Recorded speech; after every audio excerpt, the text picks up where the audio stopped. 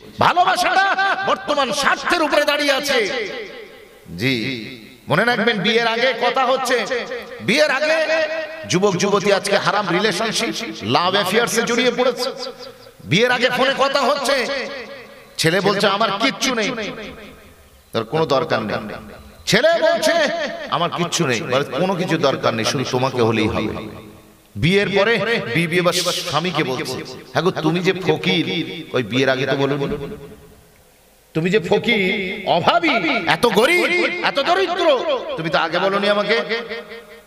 ওই সময়তে স্বামী বলছে, কেন আমি তোমাকে আগে বলিনি যে আমার কিচ্ছু নেই তুমি ছাড়া, পৃথিবীর আর কিচ্ছু নেই তুমি ছাড়া। আজকে স্বার্থের উপরে দাঁড়িয়ে আছে ভালোবাসা।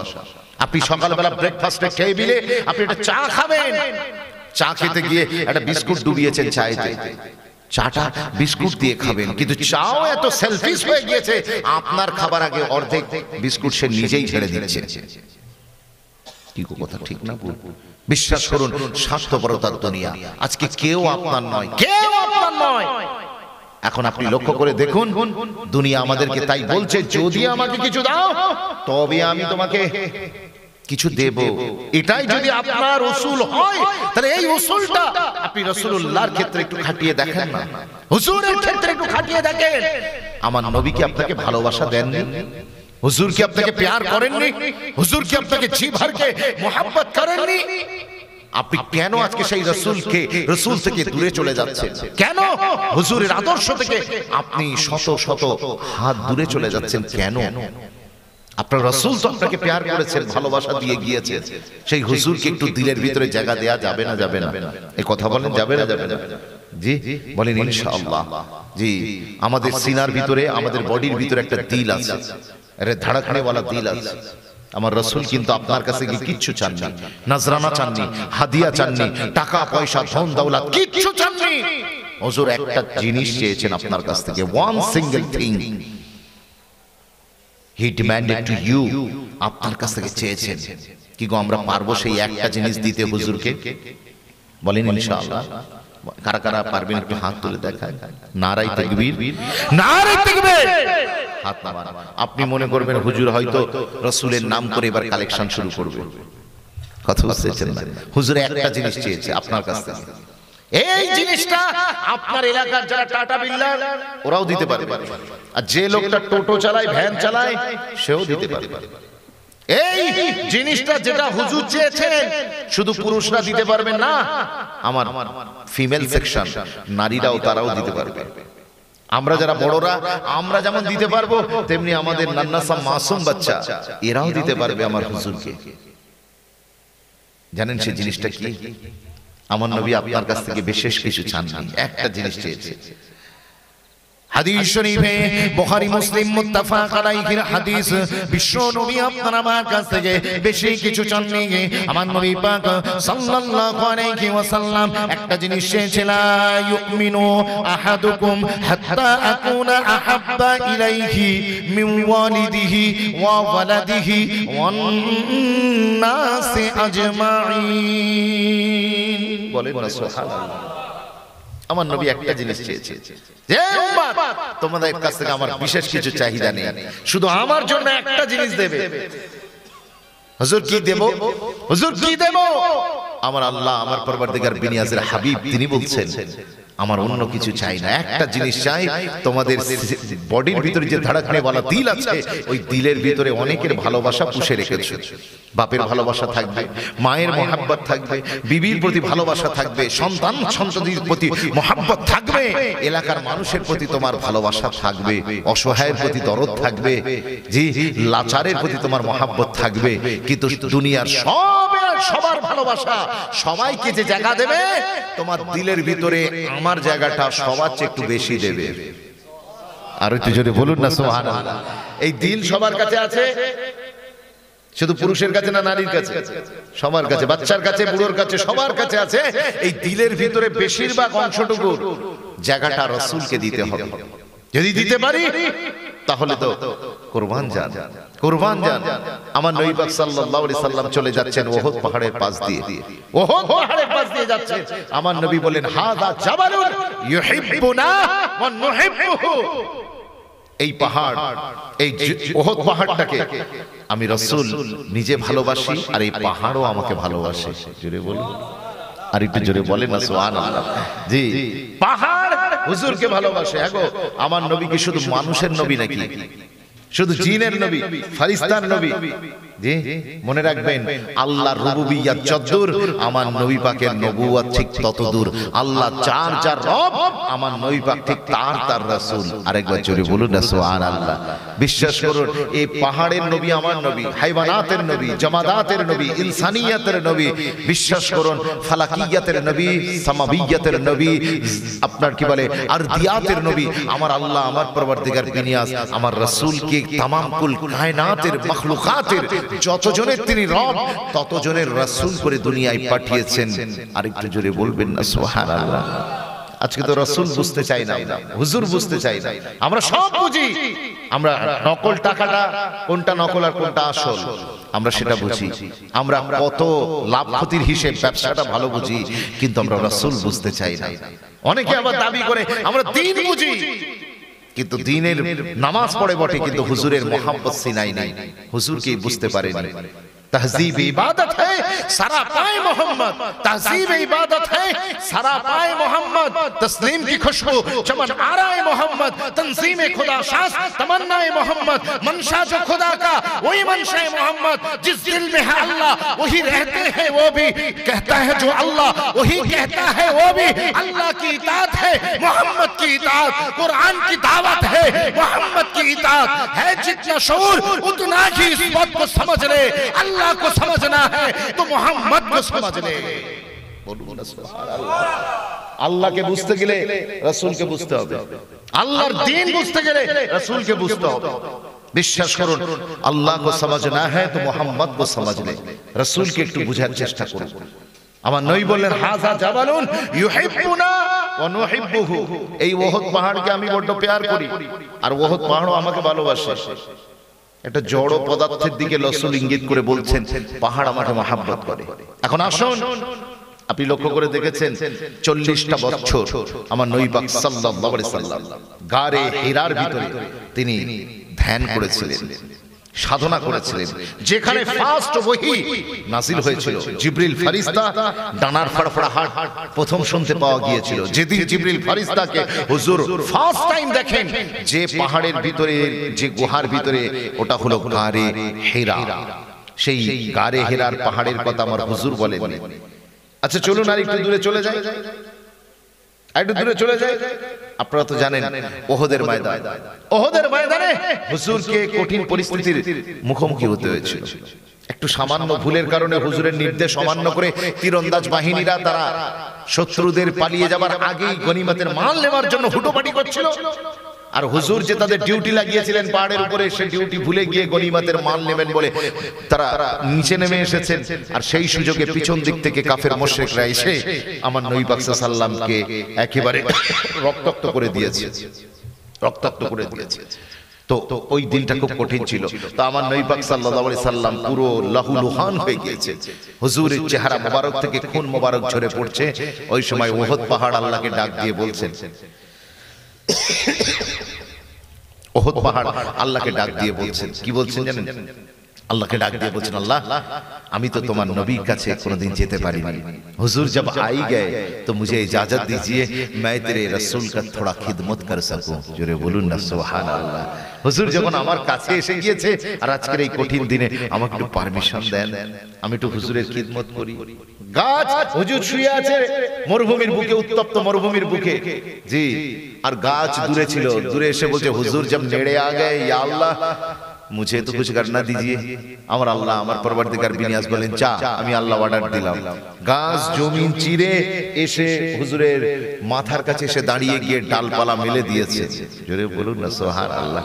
এই গাছ ডালপালা মেলে দিলেন, দিয়ে হুজুরকে ছায়া করলেন, কারণ ও গাছ জানে আমারও নবী মোহাম্মদে আরবি, আর এই পাহাড়ও জানে আমার নবী মোহাম্মদে আরবি। হুজুর 3 দিন হিজরতের রাত্রে গারে সুরের ভিতরে ছিলেন। যে শত্রুদের আক্রমণ থেকে বাঁচার জন্য মদিনায় যাবার পথে তিনি স্টে করেছিলেন 3 দিন। কোথায়? গারে সুরের ভিতরে। এই 3 দিন আমার হুজুর মদিনাতে যখন স্টে করেছেন, এই পাহাড় হুজুরকে জায়গা দিয়েছিল, কিন্তু হুজুর বলেননি এই পাহাড়ের কথা, গারে হেরার কথা বলেননি, বলেছেন ওহদের কথা। কারণ কি জানেন? কারণ শুনলে কলিজায় ঠান পড়ে যাবে। ওই যে বলছিলাম ওহদের যুদ্ধের দিন, তখন আল্লাহকে বললেন আল্লাহ আমাকে একটু তৌফিক দিন। বলার সাথে সাথে আল্লাহ বললেন তুই কি করতে চাইছিস? বলে আমি আপনার নবীর বিশ্রামের জন্য একটু বিছানা হতে চাইছি। জোরে বলুন না সুবহানাল্লাহ। রাসূল পাক সাল্লাল্লাহু আলাইহি ওয়াসাল্লামের জন্য পাহাড় নরম তুলতুলে বিছানা হয়ে গেল। আমার রাসূল তার উপরে আরাম ফরমালেন।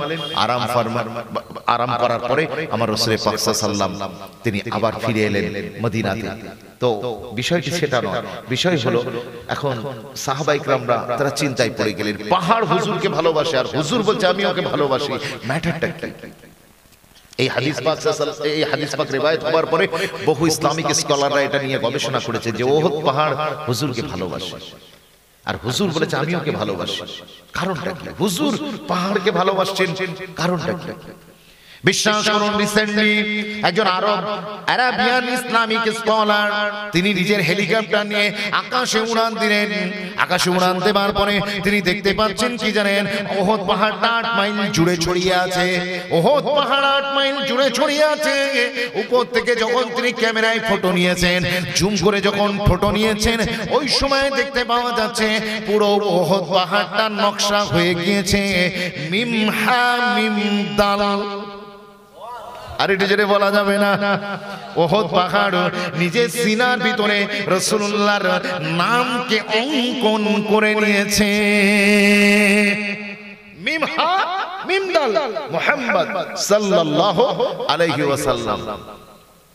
ওহদ পাহাড়ের পুরো নকশা হয়ে গিয়েছে মুহাম্মদ সাল্লাল্লাহু আলাইহি সাল্লাম। মুহাম্মদ কিতনা মিঠাস নাম, কত মধুর নাম বলুন তো। আল্লাহ বলছেন নাম পরে নেবি, নাম তো বাদ মে লেগা, পহলে মোহাম্মদ উচ্চারণ করুন তো আমার সাথে, মোহাম্মদ উচ্চারণ করুন, মোহাম্মদ মোহাম্মদ মোহাম্মদ সাল্লাল্লাহু আলাইহি ওয়াসাল্লাম। আল্লাহ বলছেন প্রথমে নাম পরে নিবি, প্রথমে তো দুটো ঠোঁট একে অন্যকে চুমা দিবি। জোরে বলুন मोहम्मद सल्लल्लाहु अलैहि वसल्लम। कितना मीठा से नाम जी। नूरे शम्स कमर है मोहम्मद, नूरे शम्स कमर है मोहम्मद, जलवाए बर्र बहर है मोहम्मद, मुद्दस्सिर मुज़म्मिल है मोहम्मद, तोहा व यासीन है मोहम्मद, सय्यदुस सकलैन है मोहम्मद, इमामुल क़िबलतैन है मोहम्मद, जद्दुल हसन वल हुसैन है मोहम्मद, इमामुल क़िबलतैन है मोहम्मद, राहतुल आशिकिन मोहम्मद, राहतुल क़ुलूबिन मोहम्मद, इमामुल क़िबलतैन मोहम्मद, जद्दुल हसन वल हुसैन मोहम्मद, ताजदारे मदीना मोहम्मद, दुल्हा मदीना मोहम्मद, इमामुल मुरसलिन मोहम्मद, सय्यदुल अंबिया मोहम्मद, सय्यदुस साजिदीन मोहम्मद, सय्यदुल आरिफिन मोहम्मद। जोरे बोलुन ना सुबहानाल्लाह। कितना मीठा नाम। এই নামটা জবানে এলেই ঠোঁট মিষ্টি হয়ে যায়। জি বিশ্বাস করুন, হুজুরের নাম জবানে এলেই ঠোঁট মিঠাস হয়ে যায়। কত সুন্দর নাম। সেই মোহাম্মদ নামের নকশা হয়ে গিয়েছে। এবার আসুন মুসলমান, আমি যেটা বোঝাতে চাইছি, আমার আপনার নবী একদিন হযরতে আবু বকর সিদ্দিক, ওমরে ফারুক আর ওসমান গনি এই তিনজনকে নিয়ে ওহদ পাহাড়ের উপরে একটু আরোহণ করলেন। হুজুরকে পাবার পরে ওহদ পাহাড় খুশিতে নাচতে শুরু করে দিয়েছে। জোরে বলুন, খুশিতে নাচতে শুরু করেছে। যখন কাঁপাকাঁপি শুরু করেছে পাহাড়, ওই সময়তে আমার নবী পাকের হাতে একটা আসা মোবারক ছিল, লাঠি ছিল।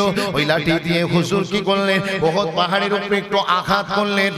আঘাত করার সাথে সাথে আমার নবী বললেন, উসবুতু উহুদ ফামা আলাইকা নাবিয়্যুন ওয়া সিদ্দীকুন ওয়া শাহীদান, রাওয়াহুল বুখারী। আমার আপনার নবী নিজের আসা মোবারক দিয়ে আঘাত করে বললেন, এই ওহদ পাহাড় সারা তো সামালকে চল, তুমি একটু শান্ত হয়ে যাও, কেননা তোমার উপরেতে একজন নবী আছেন আর একজন সিদ্দিক আছেন আর দুইজন শহীদ ওমরে ফারুক এবং ওসমানে গনিও মওজুদ আছে। হুজুরের খালি বলতে দেরি আর ওই পাহাড়ের কাঁপা বন্ধ হতে দেরি হলো না। আমি দুটো পয়েন্ট উল্লেখ করলাম, একটা হলো ওহদ পাহাড়ের নকশা কি, মিম হা মিম দাল। আর ওহদ পাহাড় হুজুর লাঠি দিয়ে আঘাত করলেন, বললেন উসবুত ওহদ, এই ওহদ যারা ঠের যা, বলতে দেরি ও কাঁপা বন্ধ হতে দেরি নয়। এবার আসুন let's come to the point, দেরি করব না, আমি আমার পয়েন্টই নিয়ে চলে যাই আপনাকে। আমার নবী চেয়েছেন কি আপনার কাছ থেকে? কথা বলে না। কোথায় জায়গা চেয়েছেন? হৃদয়ের ভিতরে। হৃদয়ের ভিতরে চেয়েছেন। হুজুর আপনার কাছ থেকে ভালোবাসা চেয়েছেন, অন্য কিছু চাইনি। লা ইউমিনু আহাদুকুম হাত্তা আকুনা আহাব্বা ইলাইহি মিন ওয়ালিদিহি ওয়া ওয়ালাদিহি ওয়ান নাসি আজমাইন। আমার নবী টাকা চাননি, বিজনেস চাননি, আপনার জায়গা জমি চাননি, আপনার কাছ থেকে আপনার ফ্ল্যাট বাড়িটা চাননি। আমার নবী আপনার কাছ থেকে ভালোবাসা চেয়েছেন, ভালোবাসা চেয়েছেন। বিশ্বাস করুন, এই ওহদ হুজুরকে ভালোবাসা দিয়েছিল না দেয়নি? জোরে বলেন। হুজুরের জন্য চাদরের বিছানা হয়ে গিয়েছে, মখমলের বিছানা হয়ে গেছে। নাম্বার 2, দ্বিতীয় নম্বর কথা হচ্ছে ওহদ তার সিনার ভিতরে হুজুরের নামটাকে নকশা করে রেখে দিয়েছে। আরো জোরে বলুন না সুবহানাল্লাহ। ও যুবক ছেলে, একটু আয়নায় মুখ দেখো। उमर भर गलीब यही भूल करता रहा, धूल चेहरे पे थे और हम आईना सब करता रहा। आज के दिन এসেছে, একটু আয়নায় নিজের মুখ দেখো, দেখো একটু দিলের দিকে তাকিয়ে দেখো, দিলের ভিতরে কার নকশা তুমি এঁকে রেখে দিয়েছো? কার নকশা তুমি এঁকে রেখে দিয়েছো? কার নাম লিখছো? একটু হাতের দিকে তাকাবে, হাতের কোন জায়গায় ট্যাটু করে প্লাস মাইনাস তুমি লিখে রেখেছো, কার নাম তুমি এঁকে রেখেছো একটু বলবে কি? আর তুমি এদিকে মুখে দাবি করছো যে আমি হুজুরের জন্য জান দিয়ে দেবো। তুমি দাবি করছো হুজুরের জন্য আমি কলিজা কেটে আমি বের করে দিতে পারবো, এরকম মহব্বত করি। অথচ তোমার হাত থেকে হাতেতে তুমি লিখে রেখেছো একজন হারাম রিলেশনশিপে জড়িয়ে যাওয়া এক তরুণীর নাম। তোমার সিনার ভিতরে পুরো সিনা জুড়ে সে বসবাস করে, তোমার রসুলের খবর নাই। ফিকির কর তামিরে দিল কি ও यही आ जाएगा। রসুল আপনার দিলে এসে যাবে। ফিকির কর তামিরে দিল কি ও यही आ जाएगा। जिस दिन बन जाए मक्का खुद मकिया आ जाएगा। জোরে বলুন না সুবহানাল্লাহ। যেদিন দিল তৈরি করতে পারবেন হুজুরের জন্য, সেই দিন রাসূলুল্লাহর নামের নকশা আল্লাহ আপনার দিলেতে এঁকে দেবেন। আর একবার জোরে বলবেন না? তাহলে দিল বানাবেন কার জন্য? দিলের ভিতরে জায়গা নকশা করবেন কার নাম? জোরে বলেন কার নাম? রাসূলের নাম। সবার চেয়ে ভালোবাসা বেশি এই দিলের ভিতরে থাকবে আমার রাসূলের। সবার চেয়ে ভালোবাসা। ওহদ পাহাড় নিজের উপরে নিজের সিনাতে লিখে রেখেছে মিমহা মিমদাল মুহাম্মদ সাল্লাল্লাহু আলাইহি ওয়াসাল্লাম। আমার নবী ওহদ পাহাড়কে ভালোবাসার কথা বলেছেন, এটা একটা কারণ। দ্বিতীয় কারণ, আমার নবী পাহাড়ের উপরে উঠে যেই লাঠি মারলেন, ওহদ পাহাড় হুজুরকে পেয়ে খুশিতে আনন্দ করছে। আমার নবী বললেন উসবুত ওহদ, এই ওহদ যারা তুই ঠের যা। বলার সাথে সাথে ওহদ পাহাড় পুরো থেমে গিয়েছিল। আরেকবার জোরে বলবেন না? ওহদ হুজুরের কথা শুনেছিল না শুনেনি? জোরে বলে শুনেছিল। এখন ওহদ নকশা হুজুরের এঁকেছে নিজের দিলে, আর হুজুরের অর্ডার শুনেছে বাস্তবে। আর তাই আমার হুজুর সাক্ষী দিয়েছেন হাযা জাবালুন ইউহিব্বুনা ওয়া নুহিব্বুহু। এই যে পাহাড় দেখছো, এই পাহাড় আমাকে ভালোবাসে, আর তাই আমি রাসূল একে ভালোবাসি। জোরে বলুন। তাই আজকে পশ্চিম পাড়ার জোয়ান যুবকরা, বাবাজি, মুরব্বীরা, মায়েরা, বোনেরা, দুটো কথা।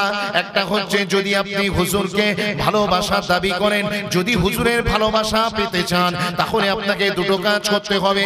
আপনার সিনার ভিতরে বেশিরভাগ জায়গাটুকু মদিনাওয়ালার জন্য বরাদ্দ রাখতে হবে। আর দ্বিতীয় নম্বর, হুজুর যা বলেছে সেটাই আপনাকে বাস্তবে অ্যাপ্লাই করতে হবে। Are you agree with me? রাজি আছেন? আপনাকে এই দুটো কাজ করলে তবে আপনি হুজুরের ভালোবাসা পাবেন। জি, কিয়ামতের ময়দানে গিয়ে হুজুরকে খুঁজবেন, খুঁজে পাবেন না, খুঁজে পাবেন না। আর হুজুরকে খুঁজে পেলেও হুজুর বলবে তুই আমার উম্মত নয়, তোর সাথে আমার কোনো কানেকশন নেই। কেন? না, তুই তো আমার দুটো কাজ বলেছিলাম। একটা, ওহদ পাহাড়ের সম্পর্কে আমি রাসূল যা ঘোষণা করেছি ওহদ তা করে দেখিয়েছে, তাই আমি ওহদকে ভালোবাসি, ওহদ আমাকে ভালোবাসে। আর আমি তোকে বলেছিলাম আমার ভালোবাসা পেতে গেলে আমাকে দিলের ভিতরে বেশি জায়গা দিতে হবে। তুমি জায়গা কাকে দিয়েছো? তাই বলে বাপের ভালোবাসা বের করে দেবেন না, মায়ের মহব্বত দিল থেকে বের করে দেওয়া যাবে না। ছেলের দিলের প্রতি মহব্বত, ভালোবাসা, স্নেহ, এগুলো বের করে দেয়া যাবে না। বিবিকে ভালোবাসা বন্ধ করে দেবেন, এটাও করা যাবে না। এদের ভালোবাসা সবার থাকবে, প্রত্যেকের হক আলাদা। সবচেয়ে বড় হক আমার উপরে যার, তিনি হলেন মদিনাওয়ালা। জোরে বলুন না সুবহানাল্লাহ। হুজুরকে মহব্বত সবার উপরে। যখন হুজুরের মোহাব্বত ভালোবাসার কথা চলে আসবে, বাপের ভালোবাসার পিছনে, মায়ের ভালোবাসার পিছনে, বিবির মোহাব্বত পিছনে, সন্তান সন্ততির ভালোবাসার পিছনে, জায়গা জমির প্রতি মোহাব্বত, সব পিছনে হুজুর আগে, হুজুর আগে। নামাজের ভালোবাসা পিছনে, রোজার ভালোবাসা পিছনে, হজের ভালোবাসা পিছনে, প্রথম দরকার হুজুরের ভালোবাসা। হুজুরের ভালোবাসা ছাড়া এই বাকি কাজ করা সব বেকার। এই গায়ের মুসলিমরা, নন মুসলিমরা মা বাপকে ভালোবাসে না, এমনও তো আছে অনেকে গরু শুয়ে থাকে খাটে, বুড়ো বাপ মার বৃদ্ধাশ্রমে দিন কাটে। এই চিত্র যেমন ঠিক, পাশাপাশি এই চিত্র তো রয়েছে যে বাপ মাকে বিরাট মহব্বত করে, নিজে যে ফ্ল্যাটে থাকে বাপ মাকেও সেই ফ্ল্যাটে রাখে, নিজে যে খায় বাপ মাকেও সেটা খাওয়ায়, এমনও তো রয়েছে। কিন্তু তারপরেও তারা জান্নাতি হতে পারবে না, তারপরেও তাদের নেকির কোনো সওয়াব পাবে না, নেক কাজের কোনো সওয়াব পাবে না। কারণ কি? তাদের কাছে সব ভালোবাসা আছে, হুজুরের মহব্বতটা নাই।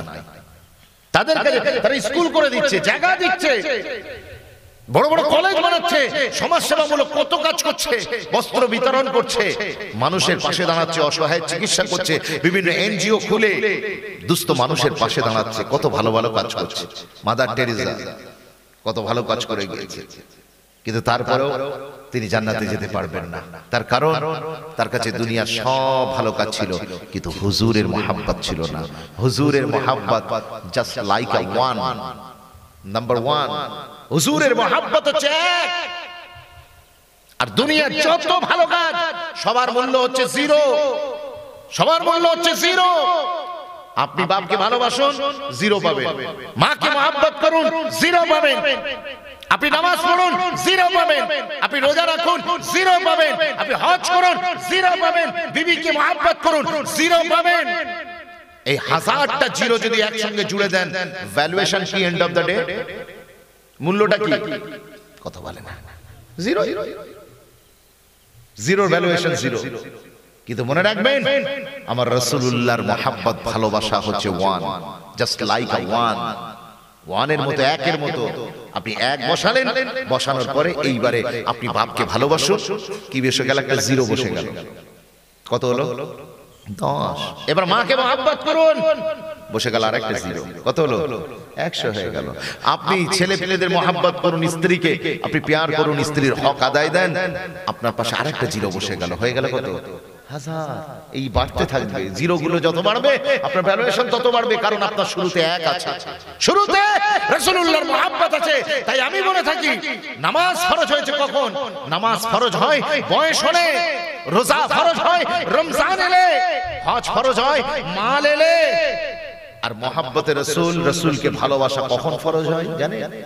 বিশ্বাস করুন, নামাজ ফরজ হয় উমর আনে পর, नमाज फर्ज है उम्र आने पर, रोजा फर्ज है रमजान आने पर, हज फर्ज है माल आने पर, मगर मोहब्बत रसूल फर्ज है सांस आने पर। जोरे बोलो, আর একটু জোরে বলা যাবে না সুবহানাল্লাহ? যেদিন থেকে আপনি শ্বাস নেওয়া শুরু করেছেন, সেই দিন থেকে হুজুরকে মোহাব্বত করা এটা আপনার উপরে ফরজ হয়ে গিয়েছে। হুজুরের মোহাব্বত বাচ্চাকেও করতে হবে, ওর উপরে নামাজ ফরজ হয়নি, কিন্তু হুজুরকে ভালোবাসার উপরে ফরজ। ও সাবালিকা হয়নি, ওর উপরে রোজা ফরজ নয়, কিন্তু হুজুরকে মোহাব্বত করা ফরজ। বিশ্বাস করুন, মুসলমানের আর কি আছে হুজুর ছাড়া? আর কে আছে? আপনি কাকে মোহাব্বত করবেন? ওই যে বলছিলাম, give and take policy. Give and take policy. দুনিয়া বলছে আমাকে ভালোবাসো তবে আমি ভালোবাসবো, আমাকে যদি দাও ভোট আমি তোমার অ্যাকাউন্টে দেব নোট। দুনিয়া আমাদের শেখাচ্ছে, দুনিয়া শেখাচ্ছে। তো আপনি দুনিয়াটা বুঝলেন, আর এইখানে শরীয়তের ক্ষেত্রে কেন বুঝছেন না?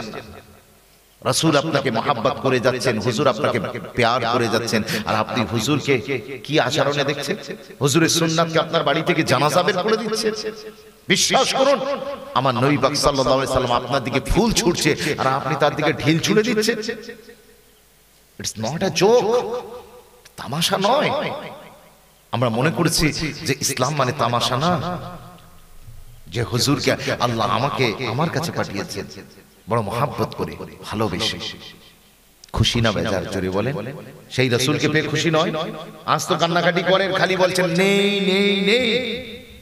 আচ্ছা একটা কাজ করুন, আগামীকাল বাড়ি যাবেন, এই জলসা তো শেষ হয়ে যাবে, আজ তো লাস্ট দিন, আপনাদের আখিরি দিন। আগামীকাল সকালবেলা ঘুম থেকে উঠে আপনি নোট করুন, হাওড়া জেলার আরিফুর রহমান সাহেব এসেছিলেন, উনি বলে গিয়েছেন খাতা কলম নিয়ে বসবেন, আপনি লাইফে যা যা পাননি, যা যা পাননি তার একটা লিস্ট বানান। যেটা মনে হয় যে এটা আল্লাহ দিলে ভালো হতো, এর একটা লিস্ট তৈরি করুন, একটা নায়ের লিস্ট তৈরি করুন। যে একটা 4 চাকার গাড়ি হলে ভালো হতো, 1 নম্বরে লিখে রাখুন এটা আল্লাহ দেয়নি, 4 চাকার গাড়ি নাই, ঠিক আছে। তারপরে লিখুন একটা 2 চাকার গাড়ি, অন্তত একটা রয়্যাল এনফিল্ড, একটা R15 কিংবা আপনার কি বলে অ্যাপাচি কিংবা জাভা বলেন, আর নিত্য নতুন যে গাড়ি আছে, এই গাড়ি একটা আপনার হলে ভালো হতো, মনটা চাইছে কিন্তু আল্লাহ দেয়নি, ওটা নেয়ের খাতায় লিখে রাখুন, নেই ওটা আমার নেই। রাস্তার পাশে 5 কাঠা জায়গা হলে আমার ভালো হতো, কিংবা দোকান ঘর হলে 4-5টা মার্কেট থাকলে ভালো হতো, এটা মনে চাইছেন কিন্তু আল্লাহ দেয়নি, ওই নেয়ের খাতায় লিখে রাখুন। আমার বিবিটা যদি প্রিটিয়েস্ট হতো, কিউটনেস হতো, তাহলে খুব ভালো হলো, কিন্তু আল্লাহ বিবি দিয়েছে একটা মধ্যম গায়ের রং, শ্যামবর্ণ, আপনি ওখানে লিখে রাখুন বিবি সুন্দরী হয় নাই, লিখে রাখুন। আর মেয়েরা লিখবেন স্বামীকে যেমন চাইতেন, যে স্বপ্নের পুরুষকে যেমন হলে ভালো হতো, বিয়ের আগে যেটা ভাবতেন। আমরা তো প্রত্যেকেই নিজের সংসার সাজাই বিয়ের আগে থেকে, ঠিক কিনা? একটা বয়সে যাবার পরে তখন থেকে আমরা মনের ভিতরে একটা সংসার তৈরি করে নিই, আমার বিবি এমন হবে, আমার হাজব্যান্ড এমন হবে। তো প্রত্যেকেই স্বামী স্ত্রী দুইজনেই নোট করুন, আপনি যেমন স্বামী চেয়েছিলেন সেরকম নোট করবেন, আর বিবি যেমন, স্বামীটাও নোট করবে বিবি যেমন চেয়েছিলেন। তো যদি ভিড়ে যায় যেমন চেয়েছিলেন তেমন পেয়েছে, ওটার লেখার দরকার নেই মেয়ের খাতায়, কারণ ওরা পেয়ে গিয়েছেন।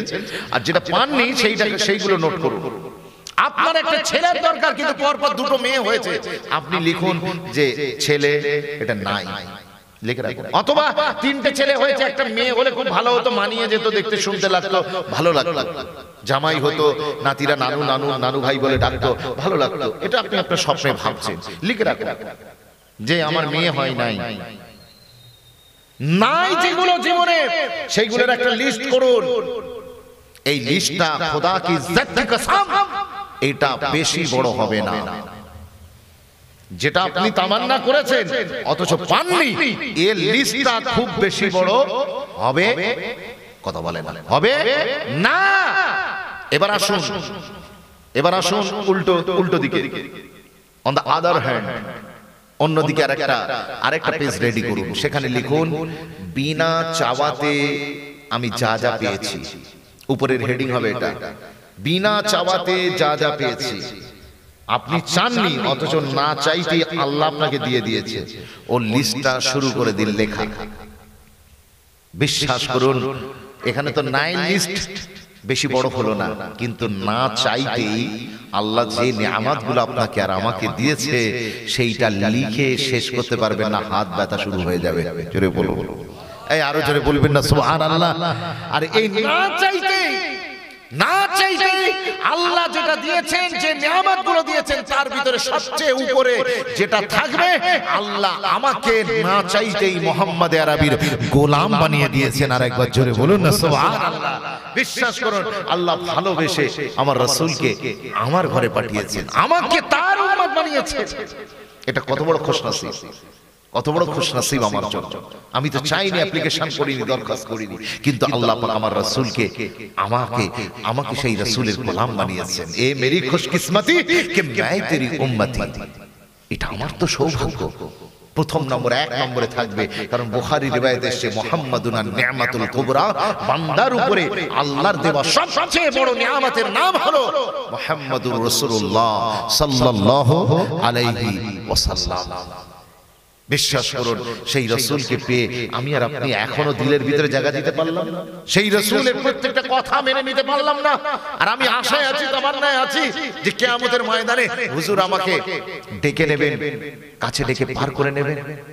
আপনি যদি হুজুরকে না ভালোবাসেন, হুজুর তো আপনাকে মহব্বত দিয়েই গিয়েছেন।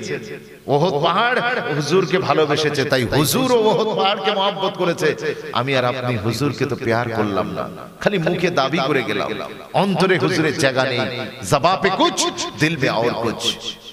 হযরতে আনাস বিন মালিক রাদিয়াল্লাহু তাআলা আনহু তিনি রাসূল পাককে জিজ্ঞাসা করছেন, ইয়া রাসূলুল্লাহ, ইয়া হাবিবাল্লাহ, হুজুর হাসরের ময়দান হবে, কোটি কোটি মানুষ থাকবে, হাজার হাজার নয়, মিলিয়ন বিলিয়ন ট্রিলিয়ন লোক, কোটি কোটি মানুষ, কোটি কোটি মানুষ, অগণিত অসংখ্য মানুষ থাকবে। ওই রকম একটা সময়তে অগণিত মানুষের মাঝে যদি আমি আপনাকে খুঁজতে চাই, তাহলে আমি আপনাকে কোথায় पाबो? अगर मैं आपको ढूंढना चाहूं तो किधर को जाऊं? हुजूर কোথায় গেলে আপনাকে পাবো? হযরত আনাস বিন মালিক যে প্রশ্নটা করেছেন ওই প্রশ্ন আমাদেরও আছে না নাই? কথা বলে হ্যাঁ, কিয়ামতের ময়দান কোথায় খুঁজবেন? আমি তো এখানে এতবার এসেছি, আসার পরে দুটো রাস্তার মোড়ে দাঁড়িয়ে আমি জিজ্ঞাসা করছি, বাকি বিল্লাহ ভাই বলছে, হুজুর আপনি ভেবিয়া রাস্তা ভুলে গেছেন। মানে আমার কনফিউশন হচ্ছে, ওই জন্য ওখানে দাঁড়িয়ে ফোন করলাম, পাড়াটার নাম কি? কথা বুঝতে পেরেছেন? এইটুখানি আমি এতবার এসেছি, আমার জানা রাস্তা, চেনা রাস্তা, আমি রাস্তা গুলিয়ে ফেলছি। আর কিয়ামতের ময়দান, কোনোদিন সে ময়দানে আমি যাইনি, আপনিও জাননি। আর ওই রকম মানুষ, প্রত্যেকের মাহৌল হবে নফসা নফসি নফসা নফসি। বিশ্বাস করুন, কিয়ামতের মাহৌল হবে। আর ওই রকম সময়তে আপনি যখন কোনো সাহারা দেখবেন না, যাদেরকে দোস্ত ভেবেছিলেন তারা কেউ আপনার হবে না, যাদের জন্য আপনি আপনার আখিরাত বরবাদ করেছেন তারা কেউ আপনার সাথী হবে না, সবাই আপনাকে অ্যাভয়েড করে চলবে, কেউ আপনার দিকে ঘুরে তাকাবে না। ওই সময় সাহারা তো একটাই, সাহারা তো একটাই, हर नजर कांप उठेगी माशर के दिन, हर नजर कांप उठेगी माशर के दिन, खौफ से हर कलीजा दहल जाएगा, खौफ से हर कलीजा दहल जाएगा। फिर ओढ़कर काली कमली वाला वो आ जाएगा, तो फिर क्या होगा? पूरे महशर का नक्शा ही बदल जाएगा। जोरे बोलुन ना सुभान अल्लाह। আমার নবী পাক মাশারের ময়দানে ঢোকার সাথে সাথে পুরো মাহৌলই, the picture has changed, picture পরিবর্তন হয়ে যাবে, পুরো ছবি পাল্টে যাবে। আমার নবী সাল্লাল্লাহু আলাইহি সাল্লাম কিয়ামতের দিন আপনি খুঁজবেন কোথায়? ও আনাস বিন মালিক, কুরবান যাও তেরে উপর। তুমি তো আসলে তোমার নিজের কথা নয়, বরং তুমি আমাদের মনের প্রশ্নের উত্তরটা হুজুরের কাছ থেকে জেনে নিয়েছো। আমি অসহায় উম্মত, কিয়ামতের ময়দানে আমি কোথায় খুঁজবো হুজুরকে? ওই সময়তে আনাস বিন মালিককে আমার রাসূল বলেছিলেন, ও আনাস, কিয়ামতের ময়দানে তুমি যদি আমাকে খুঁজতে চাও, তাহলে ফার্স্ট তুমি আমাকে খুঁজবে হাউজে কাউসারের কাছে। জানো হুজুর ওখানে কি হবে? अरे मेरी उम्मत आएंगे और मैं जम भर भर के पिलाता रहूंगा। জোরে বলুন না সুবহান আল্লাহ। ওখানে কি হবে? ওখানে উম্মত আসতে থাকবে, দল দল আসবে, আর তারা পিপাসার্থ থাকবে, তৃষ্ণার্ত থাকবে। আমি রাসূল কি করব? তাদেরকে জাম ভরে ভরে, পেয়ালা ভরে ভরে আমি রাসূল তাদের পানি পান করাতে থাকবো। হুজুর अगर वहां ना मिले तो, হুজুর যদি ওখানে না পাওয়া যায়, ওই সময়তে আমার নবী পাক সাল্লাল্লাহু আলাইহি সাল্লাম বললেন, তো ফির পুলসিরাত কে হ্যাঁ তুমি চলে যাবে পুলসিরাতের ময়দানের কাছে। বলে হুজুর ওখানে কি হবে? বলে ওইখানে পুলসিরাতে আমার উম্মত পার হবে। আমি আল্লাহর কাছে দুটো হাত বাড়িয়ে রোনাজারি করব, রব্বি সাল্লিম উম্মতি, রব্বি সাল্লিম উম্মতি। আল্লাহ তুমি আমার উম্মতের উপরে রহম করো। হুজুর ওখানে কি হবে? উম্মত গুজরতে रहेंगे और मैं दुआ मांगता रहूंगा। জোরে বলুন না সুবহান আল্লাহ। বলে হুজুর যদি ওখানে না পাই, হযরত আনাস বিন মালিক তিনি আমাদের জন্য লোকেশন বলে দিচ্ছেন। এখন তো কোথাও যাবার আগে কমিটিকে বলে দিই যে লাইভ লোকেশন পাঠাও, যাতে কাউকে জিজ্ঞাসা করতে না হয়, ডাইরেক্ট গিয়ে একেবারে আমি মজলিসে পৌঁছে যাই। রাস্তায় কোথাও না আমাকে দাঁড়াতে হয়, এই মোড়ে সে মোড়ে, ডান দিকে মা দিকে, কথা বুঝতে কোথাও না দাঁড়াতে হয়, আমি ডাইরেক্ট ডেস্টিনেশনে যেতে পৌঁছে যেতে পারি। সেই জন্য লাইভ লোকেশন, এ তো লাইভ লোকেশনই বলে দিচ্ছেন, জিপিএস বলে দিচ্ছেন গো, যে কোথায় কোথায় উম্মত গেলে রাসূলকে খুঁজে পাবে। বিশ্বাস করুন, আমার নবীকে আনাস বিন মালিক বলছে, হুজুর যদি পুলসিরাতের কাছে না পাওয়া যায়, আমার নবী বললেন, মাই লাস্ট ডেস্টিনেশন ইজ মিজান, আমার শেষ গন্তব্য হবে মিজান। মিজানের পাল্লার কাছে। বলে ওখানে কি হবে? বলে ওইখানেতে তুমি যদি কোথাও দু জায়গায় না পাও, তাহলে ওইখানে অবশ্যই definitely you will get me, তুমি ওখানে পাবেই পাবে। বলে হুজুর ওখানে কি হবে?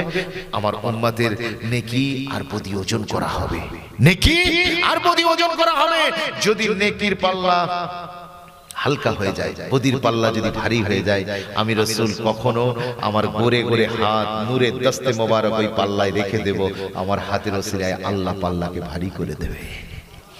আর এমনও কিছু উম্মত আসবে যাদের কিছু নেক আমল আমার কাছে থাকবে, আমি আমার কামলিতে হাত ভরবো, সেখান থেকে ছোট্ট একটা চিরকুট বের করব, বের করে সেই চিরকুটটা যেই হালকা হয়ে যাওয়া নেকির পাল্লাই দেব, আমার দিতে দেরি হবে, নেকির পাল্লা ভারী হয়ে ঝুঁকে যেতে দেরি হবে না। জোরে বলবেন না সুবহানাল্লাহ। ওখানে কি থাকবে? ওই চিরকুটে মুহাদ্দিসিনে কেরামরা লিখেছেন, ওখানে রাসূলের প্রতি বান্দার পড়া দরুদ ও সালামের নজরানা থাকবে। আরে বলবো না সুবহানাল্লাহ। আজকে লোক বলে দরুদ পড়লে সওয়াব পাওয়া যায়। হ্যাঁ, অবশ্যই, ডেফিনেটলি। মান সাল্লা আলাইয়া ওয়াহিদা সাল্লাল্লাহু আলাইহি আশারা। দরুদ পড়লে সওয়াব পাবে 10 বার, 10টা নেকি হবে, 10টা গুনাহ মুছবে, 10টা মাকাম বুলন্দ হবে। কিন্তু এই যে আমরা আহলুস সুন্নাহ ওয়াল জামাতের মানুষ, আমরা হুজুরকে দাঁড়িয়ে যে সালাম দিই, এই সালামের বদলা কি? সালামের বদলা কিচ্ছু না, কোন সওয়াবের কথা বলা নেই। অথচ আল্লাহর অর্ডার, সাল্লু আলাইহি ওয়া সাল্লিমু তাসলিমা, দরুদ भी पढ़ा करो और खूब तर সালাম করো। তোমরা দরুদ পড়বে এবং জি ভর কে সালাম দেবে, কিন্তু সালামের সওয়াবের কথা কোরআন সুন্নাহয় কোথায় বলা নেই। তাহলে সালাম পড়লে কি পাওয়া যায়? আমি তাই বলি, দরুদ পড়নে সে সওয়াব মিলতা है, সালাম পড়নে সে মদিনে সে জবাব মিলতা है। জোরে বলুন না সুবহানাল্লাহ।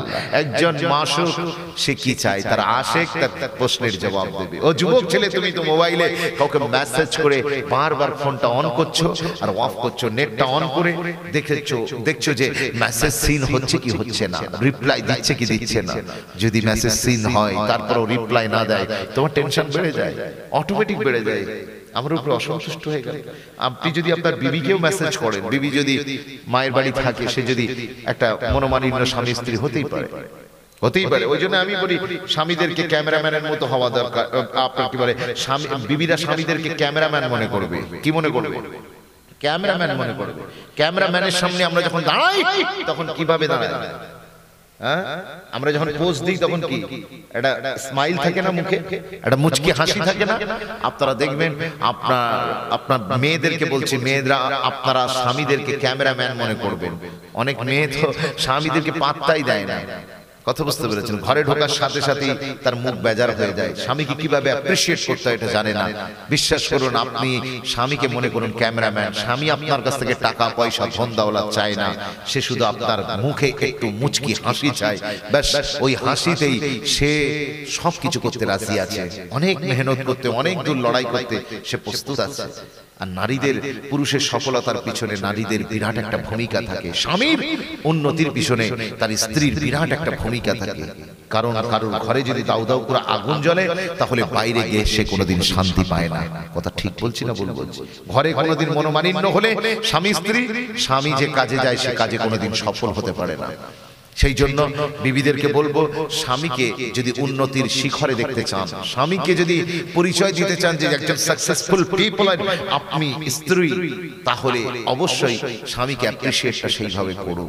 আল্লাহ যেন তৌফিক দেন। বলেন আল্লাহুম্মা আমিন। একটু জোরে বলবেন না আল্লাহুম্মা আমিন। মুসলমান মনে রেখে দেন, আমার আপনার নবী রাহমাতুল লিল আলামিন, আমার আপনার নবী রাহমাতুল লিল আলামিন, দো জাহানের বাদশা হাবিবুল্লাহ, আপনার আমার নবী আপনাকে মুহাব্বত দিয়ে গিয়েছেন। কিয়ামতের ময়দানে মুহাব্বত দেবেন, কিয়ামতের ময়দানেও ভালোবাসবেন, কিন্তু শর্ত একটাই, আপনাকে আপনার সিনার ভিতরে যে ধড়কনে वाला দিল আছে, ওই দিলের ভিতরে রাসূলুল্লাহকে জায়গা দিতে হবে। আরো জোরে বলুন না সুবহানাল্লাহ। রাসূলকে দিলের ভিতরে জায়গা দেন, আমার নবী পাককে দিলের ভিতরে নকশা করে একটু জায়গাটা বেশি দেন। আর দ্বিতীয় নম্বর কথা হচ্ছে, হুজুর যা বলেছেন সবগুলো কথাকে অক্ষরে অক্ষরে মেনে চলুন।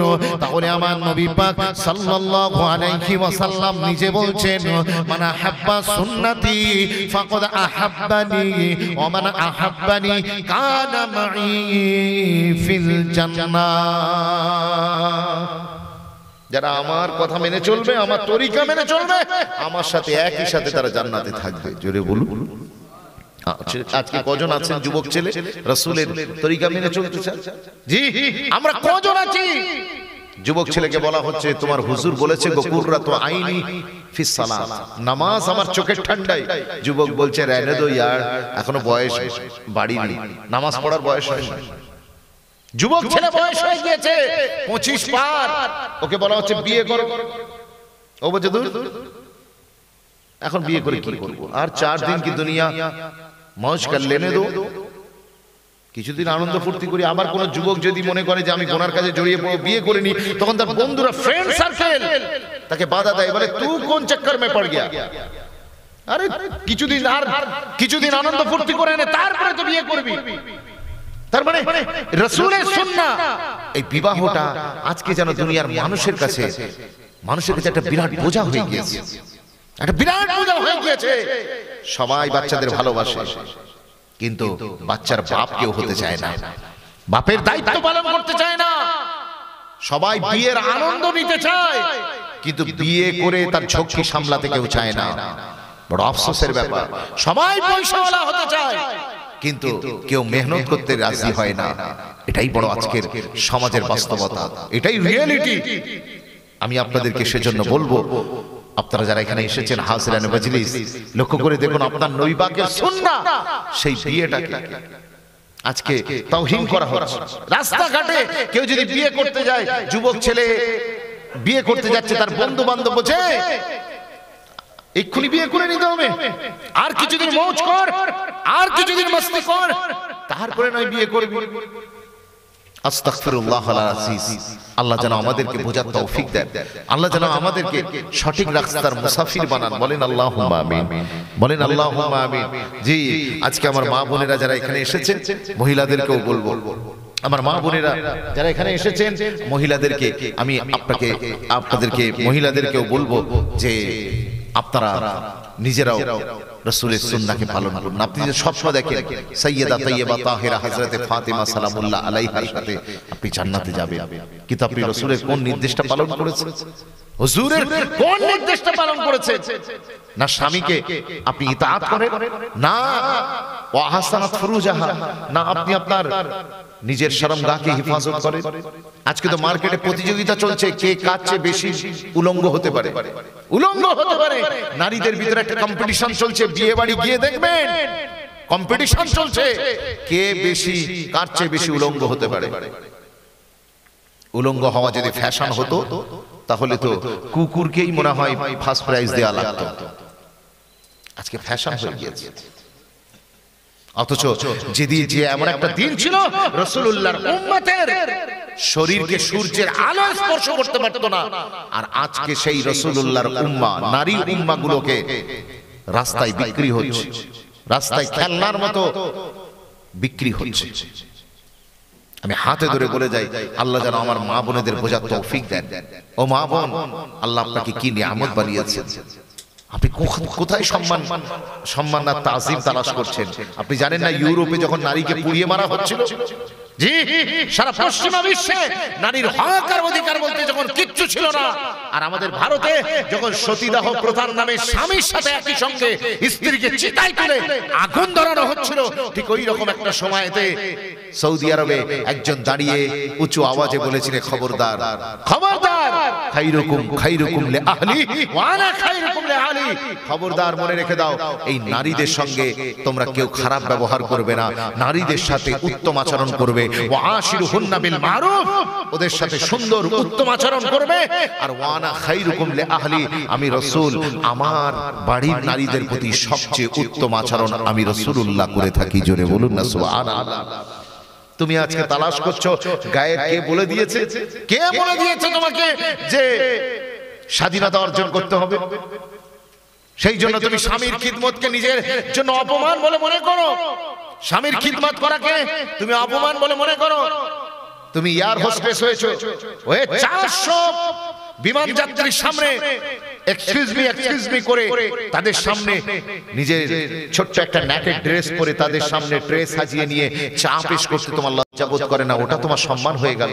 আর এই 400 জন পুরুষ তোমাকে লোলুপ দৃষ্টিতে তাকায়, নোংরা দৃষ্টিতে তাকায়, এটা তোমার সম্মানের। আর তোমার স্বামীর কাছে একটা চা করে দিতে, স্বামীকে খিদমত করতে, বাড়ির ভিতরে থাকতে, তোমার জন্য এটা অপমানের। কে তোমাদের বুঝিয়েছে আমি জানি না, আল্লাহ তোমাদের সুবুদ্ধি দিক, আল্লাহ তোমাদের ইজ্জতকে মাকামকে বাড়িয়ে দিক। বলেন আল্লাহুম্মা আমিন। একটু জোরে বলেন না আল্লাহুম্মা আমিন। আজকে সেই রাসূলের আদর্শ কোথায়? সেই রাসূলের আদর্শ কোথায়? আজকে আমাদের জীবনে রাসূলের আদর্শ কোথায়? অনেক আদর্শের কথা রাসূলের আছে, সিরাতের কিতাবগুলো খুলে দেখুন। আমি শুধু সিম্পল ওয়ান থিং আপনাকে বলবো, যুবক ছেলে, হুজুরের একটা আদর্শ হচ্ছে 5 ওয়াক্ত নামাজ পড়ো। 5 ওয়াক্ত নামাজ পড়ুন। হুজুর বলেছেন ওয়াকুররাতু আইনি ফিস সালাত, নামাজে আমি যখন দাঁড়াই তখন আমার কলিজা ঠান্ডা হয়ে যায়। হযরতে বেলাল হাবশিকে আমার নবী বলতেন না বেলাল আযান দাও, এটা বলতেন না, বরং বেলালকে বলতেন বেলাল আরিহনা ইয়া বেলাল, ও বেলাল আমার কলিজাকে তুমি আযান দিয়ে ঠান্ডা করে দাও। জোরে বলুন না সুবহানাল্লাহ। আজকে যুবক ছেলে আযান শুনে পালাচ্ছে, আযান শুনে পালাচ্ছে, নামাজের খবর নাই। হাতে ধরে বলে যায় এই যে আপনি মনে মনে করছেন না আমি যদি নামাজ না পড়ি আল্লাহর মনে হয় বিরাট ক্ষতি, রাসূলের মনে হয় বিরাট ক্ষতি। মনে রাখবেন না, আল্লাহ তার রাসূলুল্লাহর এতটুকু ক্ষতি হবে না। আপনি মানুন চাই না মানুন, আল্লাহ তার রাসূলুল্লাহর এতটুকু ক্ষতি হবে না। তার কারণ কি জানেন? তার কারণ পৃথিবীতে আযান কোনো সময় 1 সেকেন্ডের জন্য বন্ধ থাকে না। জোরে বলুন, আরো জোরে বলবেন না সুবহানাল্লাহ। সারা পৃথিবীতে একটা সেকেন্ডের জন্য 1 সিঙ্গেল সেকেন্ড, 1 সেকেন্ডের জন্য আযান আল্লাহর নামে জিকির পৃথিবীতে বন্ধ থাকে না। আমি পড়ি চাই না পড়ি। আপনি বলবেন আরে ফরমায় ও কাইসে? আপনারা জানেন সারা পৃথিবীতে প্রথম কোথায় ফজরের আযান হয়? বিশ্বাস করুন সারা পৃথিবীর বুকে 233টার উপরে দেশ আছে। এই দেশগুলোর ভিতরে আপনি শুনলে অবাক হয়ে যাবেন, সর্বপ্রথম ফজরের আযান যে দেশের মানুষ শুনে পৃথিবীর বুকে যাদের ঘুম সর্বপ্রথম ভাঙে, ওটা ভারত নয়, পাকিস্তান নয়, ওটা হলো ইন্দোনেশিয়া, মুসলিম কান্ট্রি। ফজরের আযান আল্লাহর দুনিয়ায় সর্বপ্রথম শুরু হয় ইন্দোনেশিয়ায়, তারপরে ইন্দোনেশিয়ার পরে কোথায়? আযান ইন্দোনেশিয়ার মসজিদগুলোতে আযান ফজরের হতে হতে হতে হতে যখন সব আযান শেষ হয়ে যায় ওই আযান চলে যায় মালয়েশিয়া, এটাও মুসলিম কান্ট্রি। জোরে বলুন। এখানে যখন ফজরের ওয়াক্ত শেষ হয় তখন মালয়েশিয়াতে ফজরের ওয়াক্ত স্টার্ট হয়। ভাবতে পারছেন আল্লাহ পাকের কি রকম সিস্টেম, আল্লাহর কারিশমা, কুদরতের কারিশমা। আযান কোথায় প্রথম শুরু হয় বলেছি? বলেন ইন্দোনেশিয়া। আযান ফজরের আযান আল্লাহু আকবারের ধ্বনিটা প্রথম শুরু হয় ইন্দোনেশিয়ায়। ইন্দোনেশিয়ায় যখন ফজরের আযান হতে হতে সব মসজিদে আযান শেষ হয়ে যায়, হয়ে যাওয়ার পরেতে ইন্দোনেশিয়ায় ফজরের ওয়াক্ত শেষ হলে মালয়েশিয়াতে ফজরের আযানের ওয়াক্ত শুরু হয়। জোরে বলেন পৃথিবীর বুকে সর্বপ্রথম ইন্দোনেশিয়াতে ফজরের আযানের ওয়াক্ত শুরু হয়। ফজরের আযান শুনে ইন্দোনেশিয়ার মানুষ পৃথিবীর বুকে প্রথম ঘুম থেকে জেগে ওঠে। তারপরে ওই আযান চলে যায় মালয়েশিয়ায়। মালয়েশিয়ায় যখন আযান শেষ হয় ওই সময়তে আযানের ওয়াক্ত শুরু হয়। ফজরের ওয়াক্ত থাইল্যান্ডে শুরু হয়ে যায়। থাইল্যান্ডে যখন ফজরের ওয়াক্ত শেষ হয় ওই সময়তে আযান ফজরের ওয়াক্ত শুরু হয় মিয়ানমারে। মিয়ানমারে যখন ফজরের ওয়াক্ত শেষ হয় ওই সময়তে শুরু হয় বাংলাদেশে। বাংলাদেশে যখন ফজরের ওয়াক্ত শেষ হয়ে যায় ওই সময়তে ভারতে ফজরের ওয়াক্ত শুরু হয়। ভারতে যখন ফজরের ওয়াক্ত শেষ হয় পাকিস্তানে ফজরের ওয়াক্ত শুরু হয়ে যায়। পাকিস্তানে ফজরের ওয়াক্ত শেষ হলে আফগানিস্তানে ফজরের ওয়াক্ত শুরু হয়। আফগানিস্তানে ফজরের ওয়াক্ত শেষ হলে ইরানেতে ফজরের ওয়াক্ত শুরু হয়। ইরানে যখন ফজরের ওয়াক্ত শেষ হয় ইরাকেতে ফজরের ওয়াক্ত শুরু হয়ে যায়। ও মুসলমান, ইরাকে যখন ফজরের ওয়াক্ত শেষ হয় সৌদি আরবে ফজরের আযান শুরু হয়ে যায়। বাইতুল্লাহ, মসজিদুল হারাম, মসজিদুন নববীতে ফজরের আযান যখন শেষ হয়ে যায় ওই সময়তে মিশরে ফজরের ওয়াক্ত শুরু হয়। মিশরে ফজরের ওয়াক্ত শেষ হয়ে গেলে আযান চলে যায় লিবিয়াতে। লিবিয়ায় যখন আযান শেষ হয় ওই সময়তে আযান চলে যায় কোথায় জানেন? আযানটা লিবিয়া থেকে আলজেরিয়ায় চলে যায়। আলজেরিয়ায় ফজরের ওয়াক্ত শেষ হয়ে গেলে আযানের ফজরের ওয়াক্ত শুরু হয়ে যায় মালি মালিতে যখন শেষ হয় ওই সময় ফজরের ওয়াক্ত শুরু হয় মৌরিতানিয়াতে। আর মৌরিতানিয়ায় যখন ফজরের ওয়াক্ত শেষ হয়ে যায়, তাম পৃথিবীর বর্তমান সুপার পাওয়ার আমেরিকার বুকের উপরে দাঁড়িয়ে জো বাইডেনের হোয়াইট হাউসের সামনে দাঁড়িয়ে আমেরিকার মুসলিম উম্মাহগুলো তারা আল্লাহু আকবার বলে ফজরের আযান দিয়ে আমেরিকার মানুষের ঘুম ভাঙিয়ে দেয়। এই টোটাল ইন্দোনেশিয়া থেকে আমেরিকা পর্যন্ত টোটাল পৃথিবী ঘুরে আযান, ফজরের আযান ঘুরে ঘুরে আস্তে আস্তে সময় লাগে, ভৌগোলবিদরা বলেছেন 9 ঘন্টা। কত ঘন্টা? জোরে বলবেন, ক ঘন্টা? 9 ঘন্টা। আর মুসলমান মনে রেখে দেন, এই 9 ঘন্টা যখন শেষ হয়ে গেল, আমেরিকাতে যখন ফজরের ওয়াক্ত শেষ হচ্ছে, শুরু হয়েছিল কোথা থেকে আযান? ইন্দোনেশিয়ায়। তখন ইন্দোনেশিয়ায় আবার যোহরের ওয়াক্ত শুরু হয়ে যাচ্ছে। What is the amazing thing? কত চমৎকার বিষয়! আপনি ভাবছেন আপনি আযানের ডাকে সাড়া দেবেন না, আল্লাহ জিকির করবেন না, আপনি ভাবছেন আল্লাহর বিরাট ক্ষতি করে দিচ্ছি। না, আপনি আর আমি যদি কেউ না যদি আল্লাহ জিকির করি, আল্লাহর দুনিয়ায় মসজিদ আছে কম বেশি 20 লক্ষ মসজিদ। এতে যদি 5 বার করে 4-5 Times in every single day 5 বার করে যদি আযান হয়, তাহলে 1 কোটি বার আল্লাহর জমিনে আল্লাহর নাম বুলন্দ আওয়াজে উচ্চারিত হয়। আপনি স্ট্যাটাস মারছেন, ওই যে ইহুদির সঙ্গে মুসলমানদের যুদ্ধ চলছে, ফিলিস্তিন আর ইসরায়েল যুদ্ধ চলছে, আর আপনি সোশ্যাল মিডিয়াতে স্ট্যাটাস মারছেন আল্লাহ তুমি ফিলিস্তিনিদের উপরে রহম করো, ফ্রি আকসা, ফ্রি প্যালেস্টাইন। আপনি বড় বড় ফেসবুকে ডিপি করেছেন, ফিলিস্তিনের উপরে রহম আল্লাহ ঠিক টাইমে করে দেবে। আপনি একটু নিজের উপরে তো রহম করুন, আপনি আপনার নিজের উপরে রহম করুন। বাইতুল মুকাদ্দাস আযাদ করার জন্য আল্লাহ তার পেয়ারা বান্দাদের রেখে দিয়েছে, ও আপনি দোয়া করলেই কি আর না করলেই কি? কথা বুঝতে পারছেন? আপনি দোয়া করলেই কি না করলেই কি? আপনার প্যালেস্টাইন এখান থেকে হাজার হাজার মাইল দূরে থাকা ওই মসজিদের জন্য আপনার মন কাঁদছে, এখান থেকে সোশ্যাল মিডিয়া আপনি পুরো ভাইরাল করছেন, প্যালেস্টাইনের ছবি দিয়ে কান্নাকাটি জুড়েছেন, আর ঘরের সামনে পশ্চিম পাড়ার মসজিদ ফজরের ওয়াক্তে মুসল্লি ফাঁকা, মসজিদ কাঁদছে। জবাবে কুছ দিল মে और कुछ। আপনার যদি এত মহব্বত মসজিদের প্রতি, বাবরি মসজিদ ভেঙে গিয়েছে, আমাদের দিলে দুঃখ আছে, যদি সত্যিকার অর্থে দুঃখ থাকে, তাহলে এই মসজিদ যে আগামীকাল হালছাড়া হবে না তার কি গ্যারান্টি আছে? কথা বলে না। আপনি জানেন ফাঁকা ছাদ কবুতরের বাসা। আপনি জানেন যে ঘর ফাঁকা থাকে সেই ঘরে জেনের উৎপাত হয়, দুষ্টু জেনের। আপনি মসজিদ ফাঁকা রেখে দিয়েছেন, দুষ্টু লোকের উৎপাত বাড়বে না? একটা হারিয়েছেন আর এটাও হারাবেন। আপনি 6 ডিসেম্বর এলে ব্ল্যাক ডে বলে ঘোষণা করে আপনি তো খুব স্লোগান দিচ্ছেন, এই ঘরের মসজিদটাকে আবাদ করুন, ঘরের মসজিদ আবাদ করুন। অবশ্যই বাবরি মসজিদের জন্য আমাদের কলিজায় দুঃখ আছে, ব্যথা আছে, কিন্তু যদি সত্যিকার অর্থে ব্যথা থাকে, তাহলে এই মসজিদটা যদি হারাতে না চান, তাহলে you have to perform the সালাত এভরি সিঙ্গেল ডে। আপনাকে আগামীকাল থেকে নামাজ পড়তে হবে। রাজি আছেন? যুবক ছেলে, আপনি অবাক, এই আযান হচ্ছে, আপনার কোনো কানেই যাচ্ছে না, আপনি মনে করছেন মুয়াজ্জিন কি বলছে, ও বলছে বলুক। বিশ্বাস করুন, মুয়াজ্জিন তো দূর কি বাত, সকালবেলা যে মোরগ উঠে ডেকে দেয়, মোরগ উঠে সকালবেলা মুরগির খোল্লার ভিতর থেকে যে চিৎকার জুড়ে দেয়, আমার নবী বলেছে লা তাসুবুদ্দিক, খবরদার তোমরা মোরগকে গালিগালাজ করবে না। কারণ এই মোরগ তোমাদেরকে ফজরে ঘুম থেকে ওঠার জন্য ডেকে দেয়। জোরে বলুন না সুবহানাল্লাহ। এই মোরগকে গালিগালাজ করতে নিষেধ করেছে, ও শুধু ফজরে ডাকে। আর মুয়াজ্জিন সাহেবকে ও বারবার আযান দিচ্ছে বলে আপনার কষ্ট হচ্ছে, কথা বুঝতে পারছেন? আর আমাদের মুয়াজ্জিন সাহেবরা বেচারা না বিয়েতে দাওয়াত পায়, না জলসাতে দাওয়াত পায়, কোন জায়গায় তাদের দাম নেই, কোন জায়গায় দাম নেই। আমি বলি এই মুয়াজ্জিনদের একটু সম্মান দেবেন, রেসপেক্ট দেবেন, রেসপেক্ট করবেন। তার কারণ কি জানেন? এরা আমাদেরকে আল্লাহর দিকে স্মরণ করায়।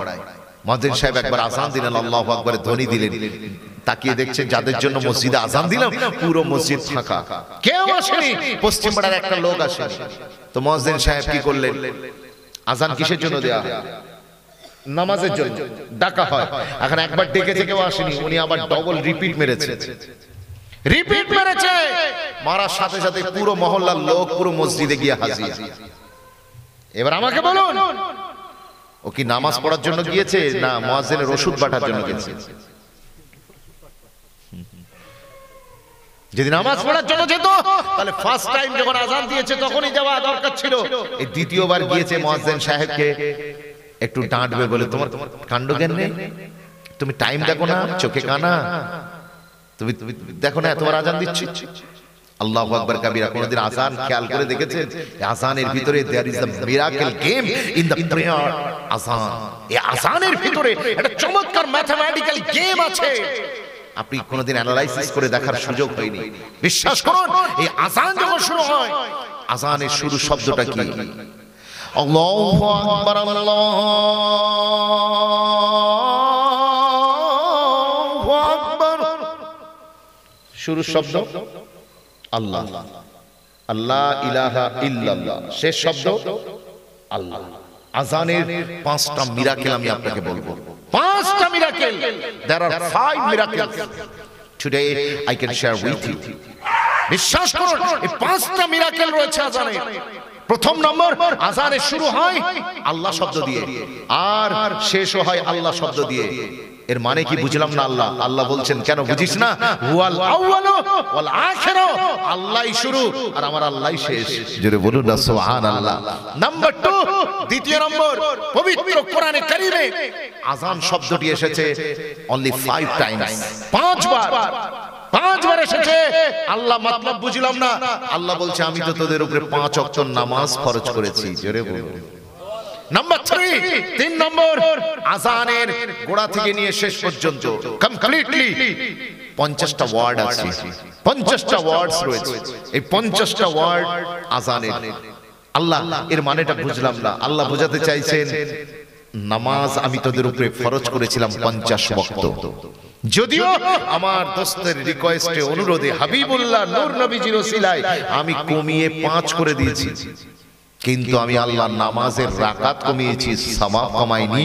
তোরা 5 পড়বি, 50টা শব্দ আছে, 50টা শব্দের মোকাবিলায় আমি আল্লাহ 50 ওয়াক্তের নামাজের সওয়াব লিখে দেব। নাম্বার 4 নম্বর পয়েন্ট, আজানের ভিতরে গুনে গুনে দেখবেন 17টি ভিন্ন ভিন্ন অক্ষর আছে, 17টি ভিন্ন ভিন্ন অক্ষর আছে, ভিন্ন ভিন্ন অক্ষর আছে, অ্যালফাবেট। এই 17টি ভিন্ন ভিন্ন অক্ষরের কি মতলব?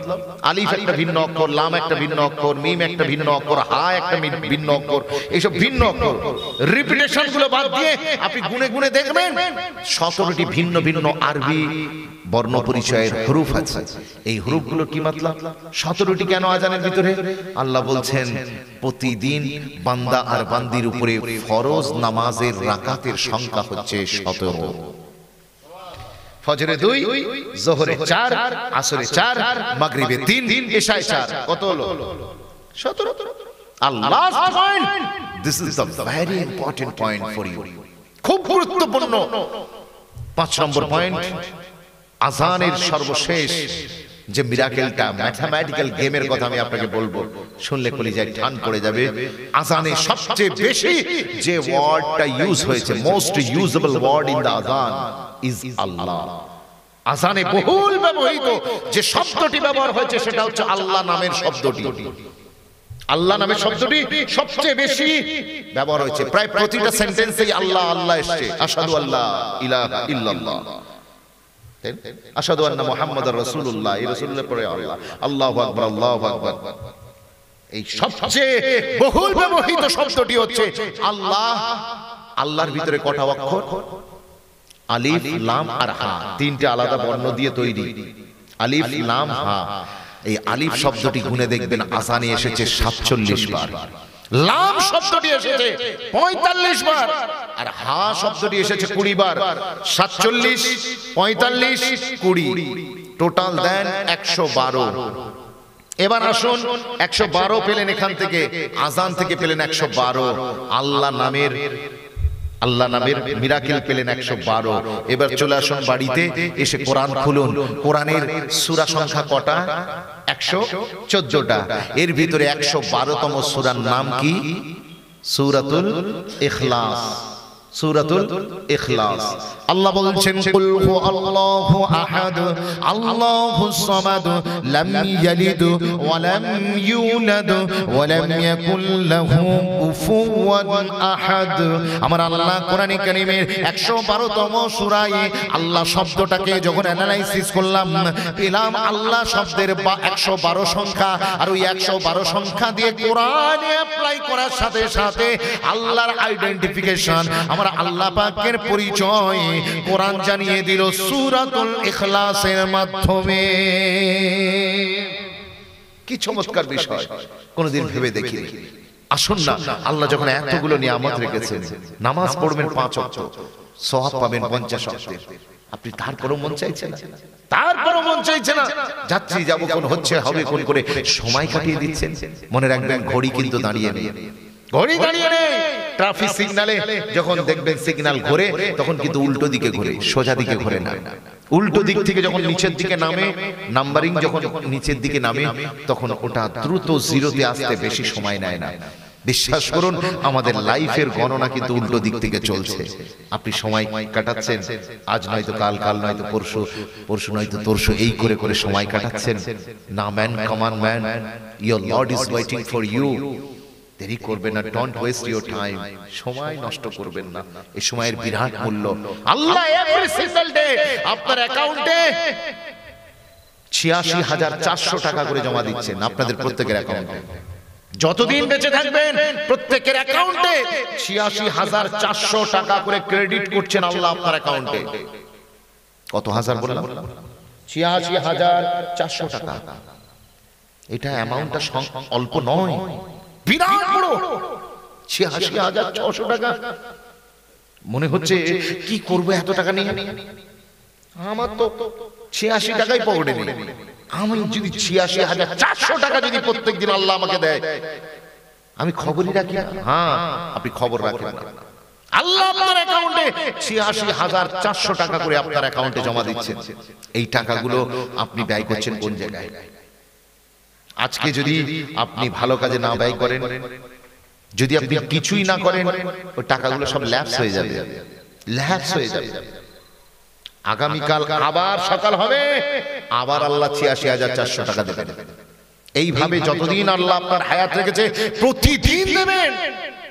কিন্তু মুসলমান মনে রেখে নেন, আপনি যদি ইউজ না করেন তাহলে ওটা ল্যাপস হয়ে যাবে। এই আজকে ইউজ করেননি বলে এটা আগামীকাল অ্যাড হবে, এরকম নয়। এই ৮৬,৪০০ টাকা বলতে আল্লাহ আমাদের প্রতিদিন ২৪ ঘন্টায় ৮৬,৪০০ সেকেন্ড করে আমাকে উপহার দিচ্ছেন। জোরে বলুন, জোরে বলবেন না সুবহানাল্লাহ। আমার রাসূল বলেছেন, নি'মাতানে মাগবুনুন ফীহিমা কাসীরুম মিনান নাস, আস-সিহহাতু ওয়াল ফারাগ। দুটো নিয়ামত আল্লাহর দেওয়া বান্দার কাছে, বান্দা কোনো ডোন্ট কেয়ার, কোনো কেয়ারই করে না, কোনো কেয়ারই করে না। তার ভিতরে একটা হচ্ছে তার সুস্থতা, আর একটা হচ্ছে সময়, অবসর সময়। এই সময়কে সে গুরুত্বই দেয় না, অথচ এই সময়টা যে আল্লাহর কত বড় নিয়ামত। প্রতিদিন আল্লাহ পাক আমাদেরকে ৮৬,৪০০ টাকা ৪০০ সেকেন্ড করে আমাদেরকে দিচ্ছেন, দিয়ে বলছে, বান্দা এবারে নাও ইওর ডিসিশন, তুমি কি করবে, কোন দিকে যাবে, কোথায় খরচা করবে, তুমি ভালো কাজে না খারাপ কাজে, এটা তোমাকে সিদ্ধান্ত নিতে হবে। এটা শুধুমাত্র যে পুরুষদের দিচ্ছেন তা নয়, আমার মা বোনেদেরকেও আল্লাহ দিচ্ছেন। দিয়ে আল্লাহ দেখতে চাইছেন বান্দা কোন পথে এই পয়সাটা খরচা করে। আর আমি আর আপনি যদি এই টাকাটাকে সঠিক রাস্তায় খরচা না করি, অথবা পাড়ার রাস্তায় মাচানে বসে বসে ফালতু সময়, মদের আড্ডায় বসে, জুয়ার আড্ডায় বসে, নাইট ক্লাবে, ড্যান্স বারেতে, তাস পেটার আড্ডায় বসে আমি যদি নষ্ট করি, নষ্ট হয়ে যাবে। আগামীকাল আল্লাহ আবার দেবেন, এই করতে করতে হায়াত শেষ হয়ে যাবে। কিন্তু আপনাকে ঠিক করতে হবে, এই টাকাটাকে আমি ভালো কাজে ব্যয় করব, ভালো কাজে ব্যয় করব। প্রতিদিন আল্লাহ আমাদের কাছ থেকে এই সময়গুলো দিচ্ছেন, আর আমরা সময়গুলো কিভাবে হেলায় নষ্ট করে দিচ্ছি। আসুন না নিজের জীবনকে একটু গঠন করুন, নিজের জীবনকে একটু গঠন করুন, নিজের জীবনে একটু সময় দেন, নিজেকে নিয়ে একটু ভাবতে বসুন, নিজেকে নিয়ে একটু ভাবতে বসুন। অনেকে আছে সারা রাত জেগে মোবাইল দেখার তাদের অভাব হয় না, কিন্তু ফজরের নামাজ পড়তে তারা পারে না। কথা ঠিক বলছিলাম, বলবো সারা রাত জেগে মোবাইল ফোন থেকে কাটাবে আর ফজরের ওয়াক্তে গিয়ে আস্তে করে ঘুমিয়ে পড়বে। জি, ফজরের নামাজ তাদের নসিবে জোটে না। মনে রেখে দেন, আপনার ঘুম ভাঙার আগে যদি পাখিদের ঘুম ভেঙে যায়, আপনার ঘুম ভাঙার আগে যদি সূর্য আকাশে উঠে যায়, তাহলে আপনি নিজেকে নিয়ে একটু বসুন, খাতা কলম নিয়ে বসুন। আপনার লাইফ কিন্তু সঠিক রাস্তায় চলছে না, আপনার জীবন সঠিক গতিতে চলছে না। আমি মুরব্বীদের কথা বলবো না, যে কটা বাবাজি সব কটা ফজরের ওয়াক্তে ওঠে, কিন্তু যুবকগুলো সারা রাত জেগে এরা ঘুমিয়ে পড়ে। এরা ফজরের সূর্য দেখতে পায় না সকালে, আর সকালবেলা পাখিদের কিচিরমিচিরও কোনোদিন শুনতে পায় না। যদি আপনার ঘুম ভাঙার আগে আমি হব সকালবেলার পাখি, সবার আগে কুসুমবাগে উঠবো আমি ডাকি। ছোটবেলায় তো খুব পড়েছে যে আমি সূর্য ওঠার আগে উঠে পড়বো, কিন্তু এখন দেখা যাচ্ছে সূর্য আমার আগে উঠে সে তেজ বাড়িয়ে দিয়েছে, তারপরে মরতে উঠছে।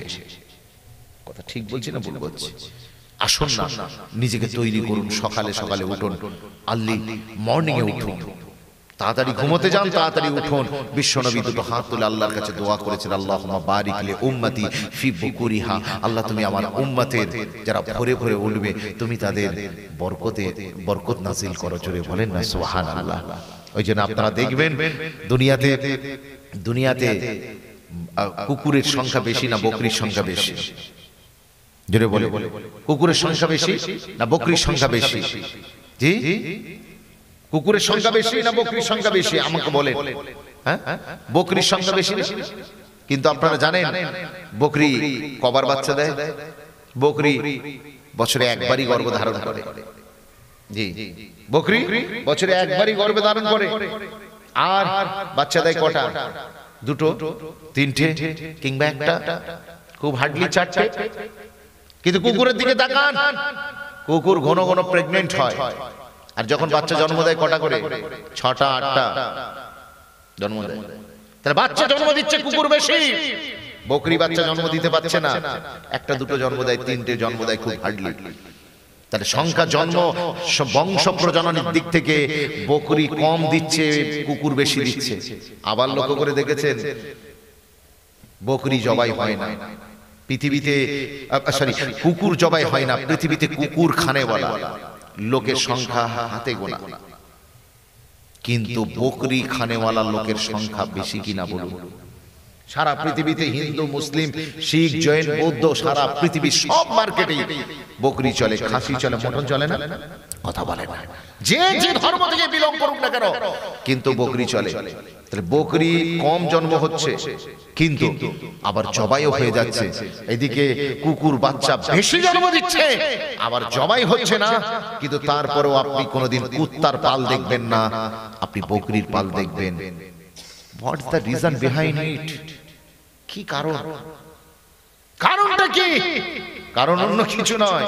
ওই যে আমি বলেছি, আমার নবী দোয়া করেছে, আল্লাহুম্মা বারিক লি উম্মতি ফি বুকুরিহা, যারা ভোরে উঠবে আল্লাহ তুমি তাদের বরকত দেবে।